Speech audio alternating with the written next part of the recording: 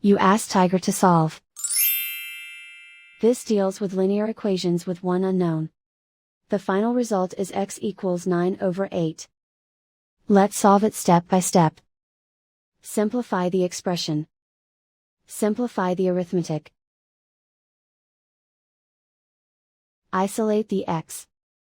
Divide both sides by -24. Cancel out the negatives. Simplify the fraction. Cancel out the negatives. Find the greatest common factor of the numerator and denominator. Factor out and cancel the greatest common factor. And so the final result is x equals 9/8.